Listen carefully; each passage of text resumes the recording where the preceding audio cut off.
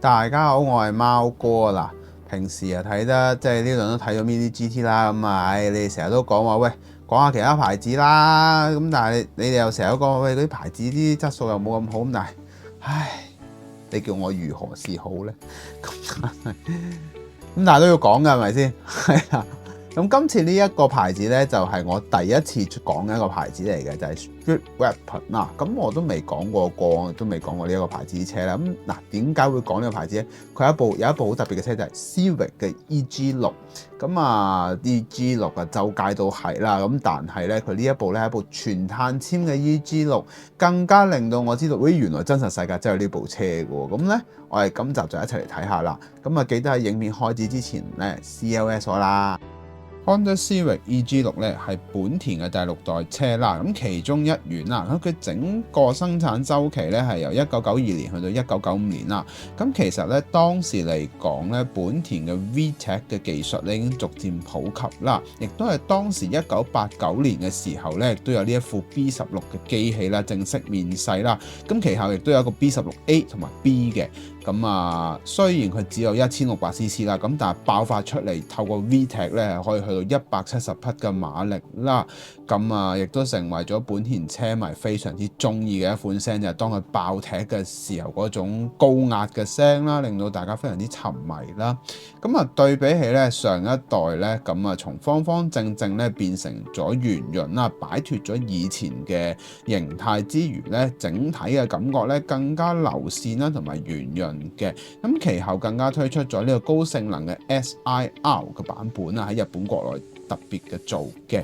咁啊呢一款斬尾車咧，咁其實一嚟基本上係打造翻佢操控性啦。咁其後亦都好多改裝嘅零件，亦都有第三方嘅廠出啦。咁令到好多改裝人士咧，好中意玩呢一款車嘅人士咧，更加之中意啦。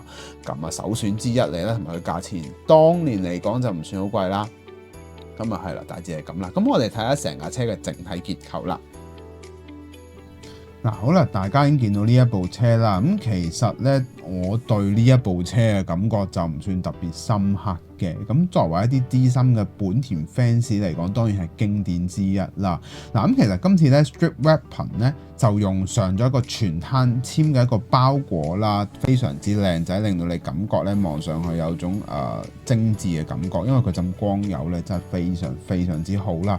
咁啊，當我喺揾資料嘅時候咧，我喺度諗究竟係佢哋自己幻想出嚟定係點咧？喂，原來係真係有呢一款車嘅。咁其實咧呢一款車咧係來自於呢個 DMMR Racing 嘅一個全改裝碳纖嘅套件啊。咁我哋之後咧亦都會講嘅。咁啊嗱。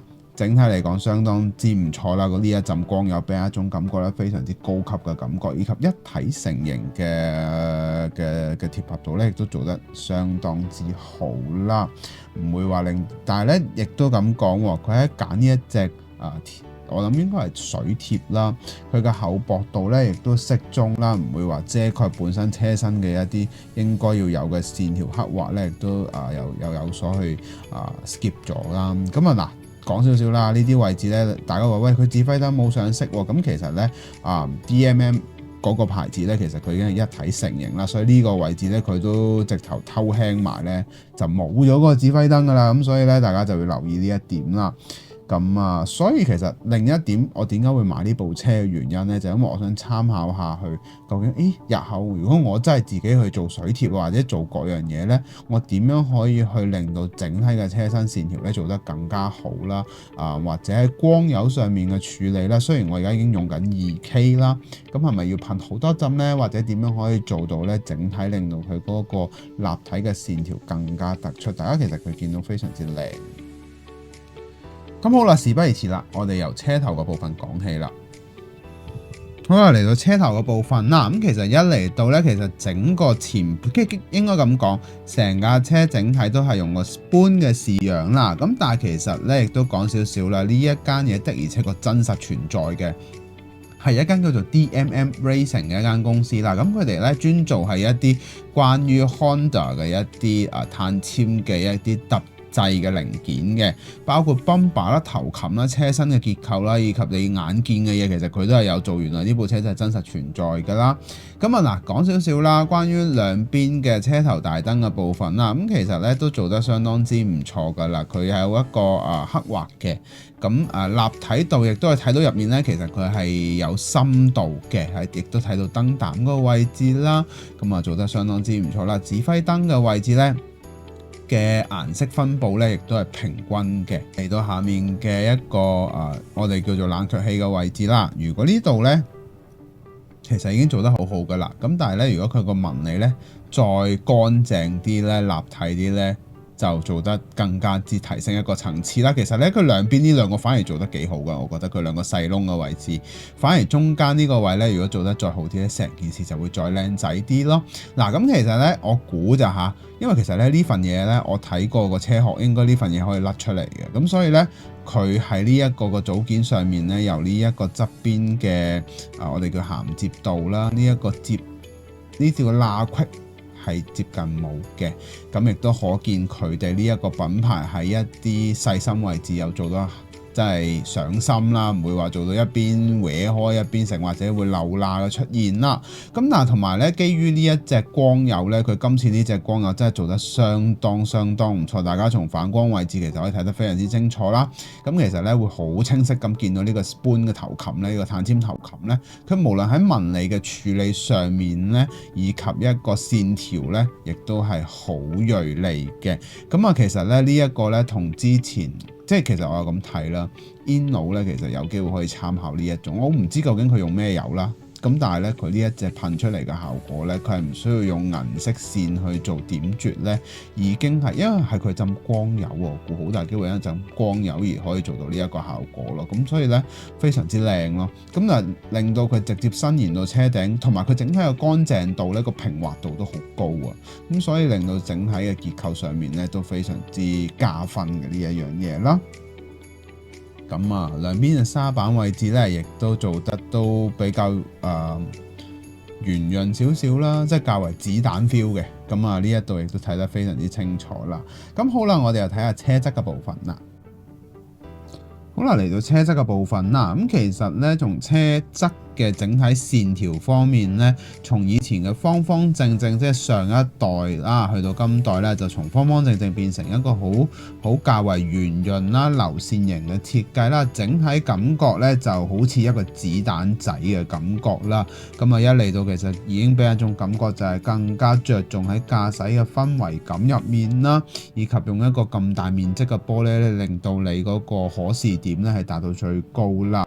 咁啊，我自己咁睇咧，真係好似係一粒即係好流線型嘅子彈啦。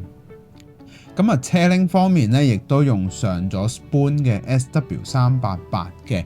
咁啊，呢一點咧，我相信大家作為一啲本田嘅 fans 就非常之熟悉啦。咁但係如果話我唔係好熟悉嘅，咁其實咧點解呢一個會有一個咁特別嘅名咧？其實係每一隻鈴咧只係重呢個3.88嘅 kg 嚟嘅，所以咁叫 SW388啦。而且係一個鍛造車鈴嚟嘅，所以咧你會發現咧有好多唔同嘅 Type R 咧，例如係 EK9 啊。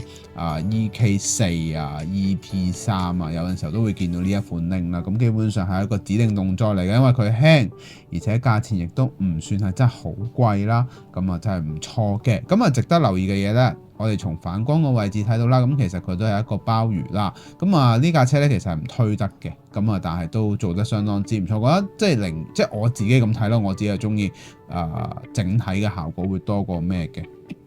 即係多過話要推車咁樣啦，咁啊其實真係整體嚟講，我先至發現，咦唔怪得之咁多 fans 中意呢一部車啦。咁啊再加上咧呢一個設計其實係泰國人玩先嘅，咁即係泰仔玩呢一啲嘢真係有一手啦。咁啊你諗下嗱，其實咧本身呢一部車都已經好輕噶咯喎，咁佢車架。即係喺當年嘅技術都叫做比較腍啲啦，即係比較軟身啲啊，光食都冇咁好啦。咁你換到碳纖就更加輕啦。咁雖然佢得100幾匹啫嘛，咁但係你對比起個比例嚟講係非常之恐怖嘅一件事啦。咁啊，我都知道嘅，我有啲朋友仔咧玩 Honda 咧都係好中意嗰種死亡嘅快感啦。咁但係呢一種感覺咧，係咪叫做接近死神嘅快感咧？咁啊真係唔知，即係全碳纖車身嘅效果會係點啦。咁啊唔知會係點啦。咁好啦，咁我哋一齊睇下車尾嘅狀態啦。好啦，嚟到車尾嘅部分啦。咁其實咧，整體嘅車尾上面咧，依舊咧都係用翻Spoon嗰一個設計嘅風格啦。咁啊，配上一個 DMM Outracing 嘅一個碳纖嘅一個效果啦，咁營造到大家今日見到呢個狀況啦。咁嗱，整體嚟講咧，相當之唔錯噶啦，包括尾翼、尾泵把都係 Spoon 嘅嗰種效果啦。而且值得留意嘅呢個小勾勾咧，亦都係金屬嘅，我了解過啦，亦都做得唔錯啦。最緊要咩啊？佢分黑得嚟咧，佢裏邊原來係有一啲線條嘅刻畫喺入面嘅，做得即係我冇諗到，咦佢都唔馬虎喎，咁樣做出嚟嘅效果啦。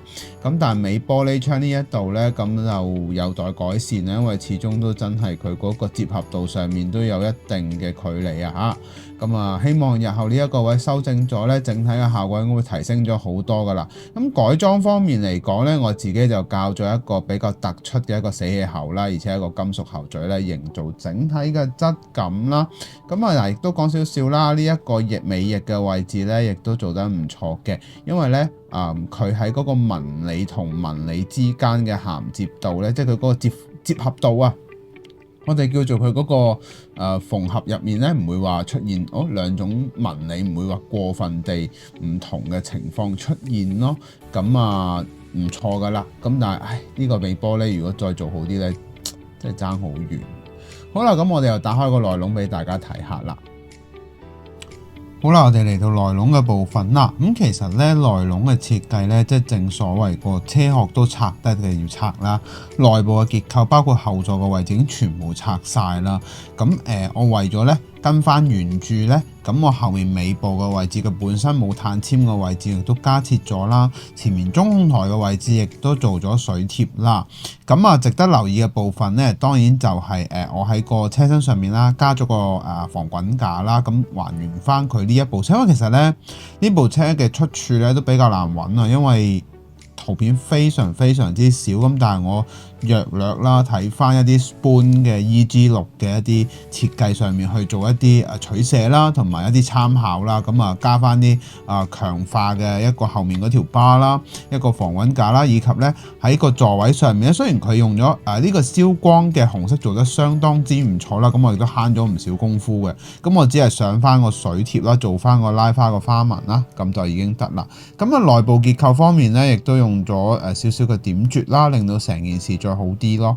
咁啊大致就係咁樣啦。咁我哋合埋架車咧，就講下今集嘅可購買指數啦。好啦，今集嘅可購買指數咧，我會俾佢7.5分啦。咁其實整體嘅車身就包裹啦，即係講緊水貼嘅貼合度啦，以及個厚薄度亦都適中啦。而且更加值得一讚嘅，當然就係佢嗰陣光釉啦，已經係非常之靚啦，接近精品級數啦。咁如果喺容後嘅一啲細節上面可以再提升多啲呢，我相信整體出到嚟嘅效果咧會更加之好啦。咁啊〜呢一部車咧，亦都會作為一部我日後參考，即係如果第時我自己做水貼嘅一啲水貼車嚟講咧，點樣可以做到更加薄啦？個光又要點樣去做得再靚啲啦？有個水晶效果啦，咁呢一啲亦都係值得去參考啦。咁啊，第二樣嘢，佢個內籠嘅可換性咧係非常之多嘢玩嘅。咁啊，所以咧我係極之推薦大家去買呢一款車，因為其實咧真係相當之唔錯嘅。佢無論喺整體嘅各樣做工上面，已經真係都好 OK 咁樣咯。係啦，咁好啦，我哋去做總結啦。好啦，咁大家睇睇成部車啦，咁我亦都因為呢一部車咧而了解到背後 Honda 一啲歷史啦，更加令我知道，咦，原來真係點解 Honda 嘅 fans 會咁忠誠度咁高啦。咁啊嗱，真係了解咗啦，明白啦，係啦。咁啊嗱，講少少啦，關於呢一部車咧，咁其實點解咧我會喺買到呢一款車咧？咁你知啦，香港港島區咧，你話如果要買啲大牌子嘅車，應該即係大品牌嘅車，好容易都買到啦。咁但係比較話特別啲嘅牌子咧，就比較少有嘅。咁我喺邊度買嘅咧？咁啊，於是乎我上網揾啦，揾到一間叫做細比例工作室。咁大家有興趣咧，佢可以揾佢嘅。佢係喺網店嚟嘅，但係佢嘅優點係咩呢？佢可以喺銅鑼灣交收，咁啊亦都比較近我，即係方便我啦。咁變咗我可以即係一放工又好，點樣都好，我即刻可以去攞，同埋我又唔使過海，唔使逼餐死咧，真係都幾好嘅。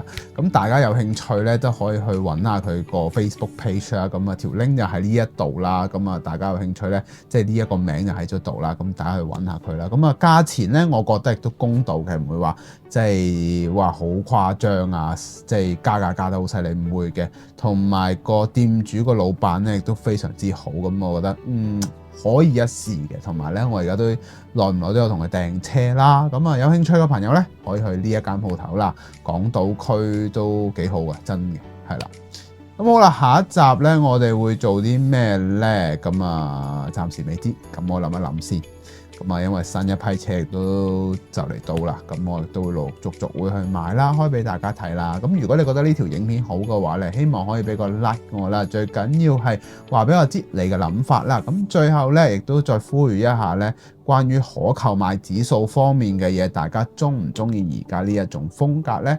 亦都話俾我知啦。咁啊，大致係咁啦。咁我哋下集見㗎啦喎，拜拜。